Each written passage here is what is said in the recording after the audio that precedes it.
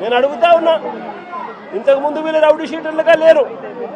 Rowdy షీటర్లుగా వీళ్ళ మీద నమోదైంది, వీళ్ళని నమోదు చేసింది ఈ ఘటన జరిగిన తర్వాత. ఇంత ప్రస్ఫుటంగా పోలీసులు ఎలా దుర్మార్గం చేశారు అన్నది ప్రస్ఫుటంగా కనిపిస్తూ ఉంది. నేను అడుగుతా ఉన్నాను ఒకటే, వీళ్ళని చూడడానికి, వీళ్ళకి సంఘీభావం తెలపడానికి జరుగుతూ ఉన్నది అన్యాయము అని చెప్పి ఎవరైనా గలమిప్పితే చంద్రబాబు నాయుడు గారు, ఆయన ఎల్లో మీడియా, ఆయనకు సంబంధించిన సోషల్ మీడియా వీళ్ళంతా బురద జల్లుతూ వీళ్ళందరూ అనే మాటలు ఏమిటి? వీళ్ళది గంజాయి బ్యాచట, వీళ్ళు రౌడీ షీటర్లట అని రకరకాలుగా వీళ్ళ కుటుంబాన్ని పరువును తీస్తూ వీళ్ళందరూ మాట్లాడుతూ ఉన్నారు. నేను అడుగుతా ఉన్నాను, కేసులు ఎవరి మీదైనా కానీ కేసులు ఉండొచ్చు. గతంలో ఎవడైనా కూడా గిట్టిన వారు కేసులు పెడతా ఉంటారు. కేసులు ఎవరి మీదైనా ఉండొచ్చు. కానీ ఆ కేసులు ఉన్నప్పుడు ఆ కేసులు తేల్చాల్సింది కోర్టులు. మీరు ఫలాని నేరం చేశారని మీరు చెప్పచ్చు, చేయలేదు అని చెప్పి వాళ్ళు చెబుతారు. తేల్చాల్సింది కోర్టులు. మరి అలాంటి కోర్టులకు ఇవ్వాల్సిన అధికారం పోలీసులే తీసుకోవడం ధర్మమేనా అని అడుగుతా ఉన్నా. అంటే పోలీసులే అబాండాలు వేస్తారు, పోలీసులే జడ్జిమెంట్లు కూడా ఇస్తారు. మరి ఇలా చేయగలిగే నైతికత పోలీసులకు ఉందా అని అడుగుతా ఉన్నా. ఇలా చేయడం ధర్మమేనా అని అడుగుతా ఉన్నా.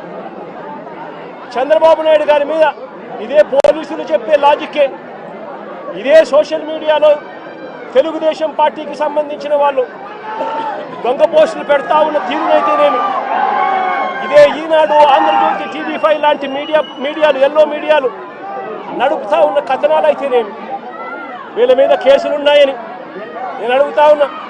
ఇదే చంద్రబాబు నాయుడు మీద 24 కేసులున్నాయి. మరి చంద్రబాబు నాయుడు మీద 24 కేసులున్నాయని చెప్పి చంద్రబాబు నాయుడు గారిని నడి రోడ్డు మీదకి తీసుకొని వచ్చి తన్నడం ధర్మమే అవుతుందా అని అడుగుతా ఉన్నా. చంద్రబాబు నాయుడు మీద కూడా 24 కేసులున్నాయి. ఆయనను కూడా రోడ్డు మీదకి తీసుకొని వచ్చి తంతే ధర్మమేనా అది? ఇదే పోలీసులను అడుగుతా ఉన్నా. కేసులు ఉన్నాయి కదా అని చెప్పి, పాత కేసులు ఏదో ఉన్నాయని చెప్పి నువ్వు చేసిన పనికి జస్టిఫైబుల్ కారణం కాదది. కేసులు ఉంటే ఆ కేసులు తేల్చాల్సింది కోర్టులు. మీరు ఆరోపణ చేస్తారు, అది న్యాయం కాదు అని చెప్పి వాళ్ళ అవతల కోర్టుల్లో ఆర్గ్యూ చేస్తారు. జడ్జి కేసు వింటాడు, జడ్జి తీర్పునిస్తాడు.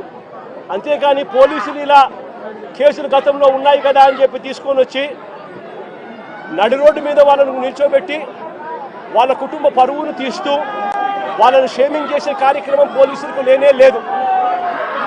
ఈ మధ్యకాలంలో జరిగిన అనేక ఘటనలు, రాకేష్ అనే పిల్లాడు, ఇది రాకేష్ అనే పిల్లాడికి సంబంధించిన కాలుకు సంబంధించిన ఎక్స్రే.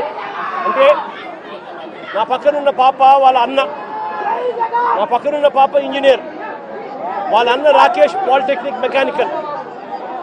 ఆ పిల్లాడికి సంబంధించిన కాలుకు సంబంధించిన ఎక్స్రే.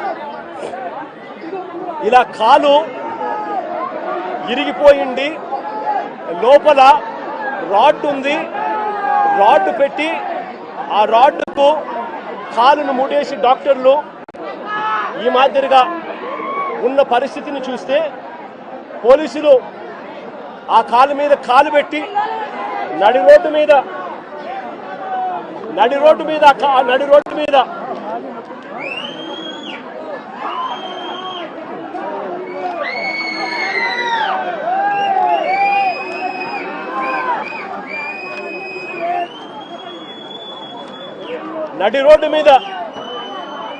ఆ పోలీసు కాలు తొక్కుతూ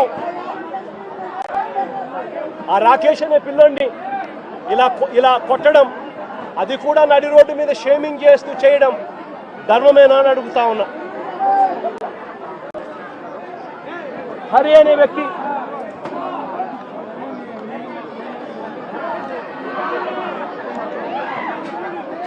హరికృష్ణ అనే వ్యక్తి,